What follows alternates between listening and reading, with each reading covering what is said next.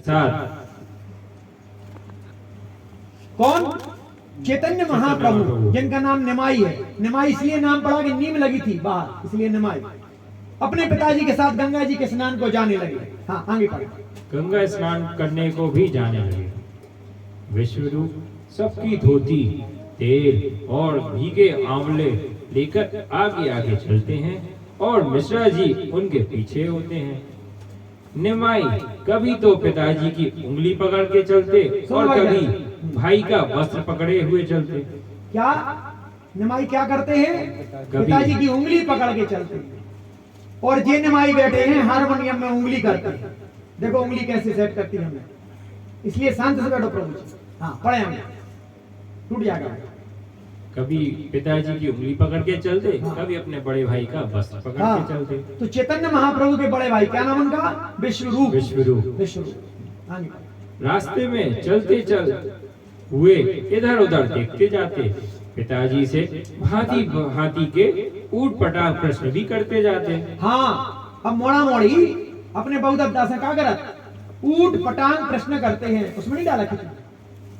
डाल दिया।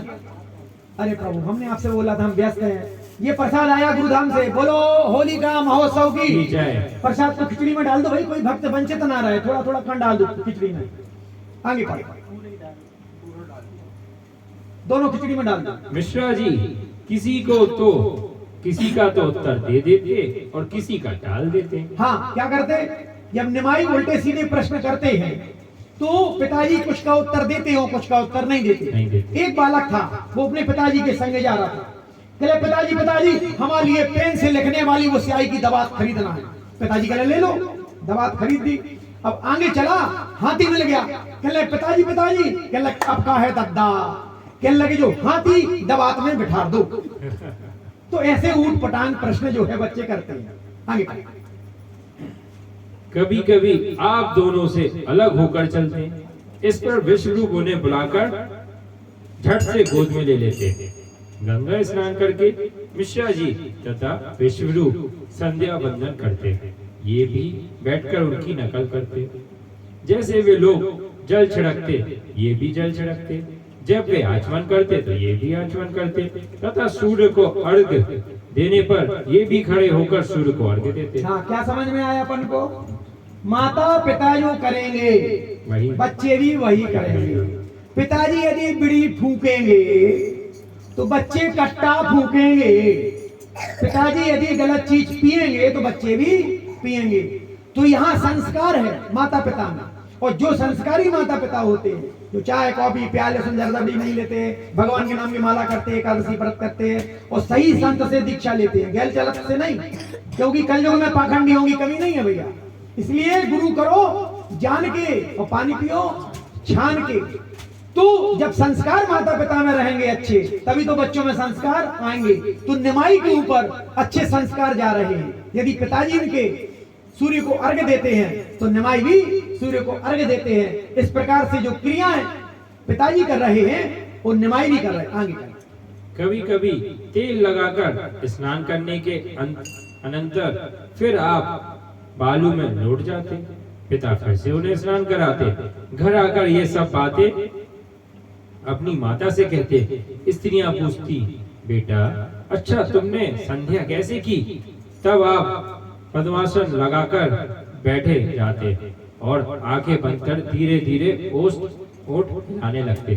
कभी कभी नाक बंद करके प्राणायाम अभिनय करते। जब ये अपने छोटे छोटे हाथों को ऊपर उठाकर सूर्य की और टकटकी लगाकर उपास्थान का ढंग दिखाते, तब स्त्रियां हंसते हंसते लोटपोट हो जाती। हाँ, निमाई ऐसी ऐसी हरकतें करते हैं जैसे जो बच्चा तो वो हरकत कर रहा, सेव का पैकेट खा नहीं रहा, उसको घुमा रहा कई प्रकार से, सर्कस बनाए हुए हैं। अब वो दादाजी की सीट पर बैठ गया। ये बच्चों की हरकत होती है, बंदरों की।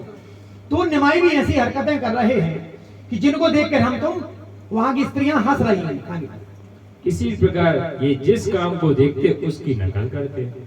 इनके चंचल से कभी कभी बड़ी हंसी होती थी।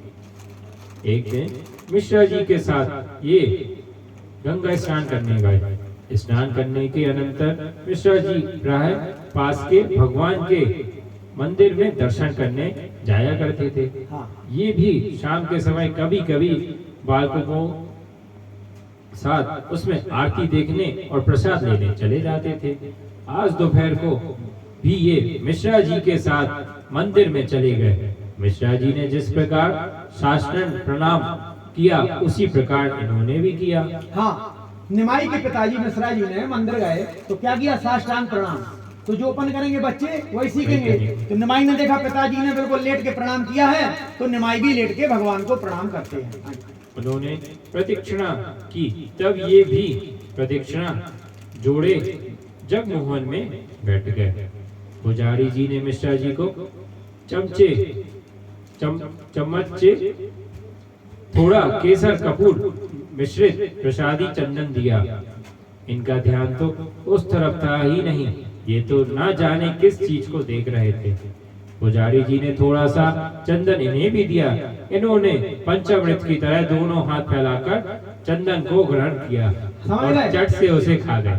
अब चंदन तो कड़वा रहता है, तो लगाने दिया था पिताजी को। अब निमाई देख रहे थे दूसरी जगह, जैसे ये उदम कर रहे हैं, निमाई कोई बैठे, तो उन्होंने जल्दी से लिया। उन्होंने समझे खाने वाली वस्तु दी है, क्योंकि पिताजी जाते तो रोज मंदिर तो चरणों तक मिलता, तो पी लेते थे। अब इस बार मिल गया क्या? भगवान का चंदन कटोरी में पहले ऐसा दिया जाता था, अब कोई नहीं देता क्योंकि मेहनत होती है। तो निमाई ने जल्दी से वो चंदन गप कर लिया, और जब मुख के अंदर गया होगा तो उनके मुख की आकृति क्या बनी होगी सोचो। पुजारी जी तथा मिश्रा जी यह देखकर हंसने लगे। कुंडवा लगने से ये भी थू थू करने लगे। कड़वा लगने से और गुस्सा दिखाते हुए बोले, ये कड़वा कड़वा प्रसाद पुजारी जी ने ना जाने आज कहां से दे दिया। मिश्रा जी हंसते हुए कहा, बेटा यह प्रसादी चंदन है, इसे खाते नहीं है, मस्तक पर लगाते हैं। आपने मुंह बनाकर कहा, तब आपने मुझे पहले से यह बात क्यों नहीं बताई थी? पुजारी जी ने जल्दी से इन्हें एक पेड़ा दिया, उसे पाकर ये खुश हो गए। हाँ, इसलिए मंदिर जाते हैं तो बच्चों को प्रसाद जरूर दो, मीठा मीठा, क्योंकि हम लोग भी उसी के चक्कर में भगत जी बन गए। ना हमारे महाराज जी ने गुजिया खिलाई होती, नाचे कड़ी चावल और इतने प्यार से खिलाते थे महाराज जी। तो इन बच्चों को यदि पुजारी जी नहीं देते हैं तो धीरे से आप अलग से गुजिया ले जाओ, पुजारी जी को दे दो कि हमारे बच्चों को इसमें से दे दो, और क्योंकि वो रोज मंदिर आने लगेगा। संत कहते हैं यदि जीवन अच्छा रखना है तो सबसे पहले शरीर को स्वस्थ रखो, सबसे पहले व्यायाम बताया है, दूसरा अध्ययन बताया है, शास्त्रों का अध्ययन करो, और तीसरा मंदिर जाओ। ये तीन चीजें जिसकी सही है उसका जीवन कभी बिगड़ नहीं सकता। आगे घर आकर माता जी से इन्होंने सभी बातें कह दी। अब तो ये अकेले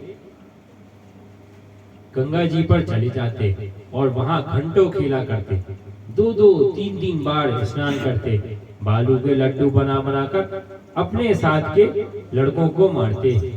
गंगा जी में पत्र पुष्प निकाल कर उनसे बालू में बाग बनाते और नाना प्रकार की बाल लीलाएं करते।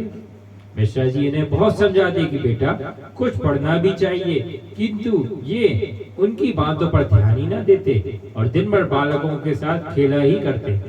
एक दिन मिश्रा जी को इन पर बड़ा गुस्सा आया। ये इन्हें पीटने के लिए गंगा किनारे गए।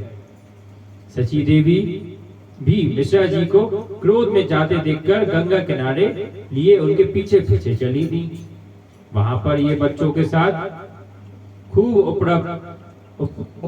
उपद्रव कर रहे थे। मिश्रा जी तो गुस्से में भरे हुए थे। इन्हें उपद्रव करते देखकर वे आपस में बाहर हो गए और इन्हें पकड़ने के लिए दौड़े। ये भी बड़े चालाक थे।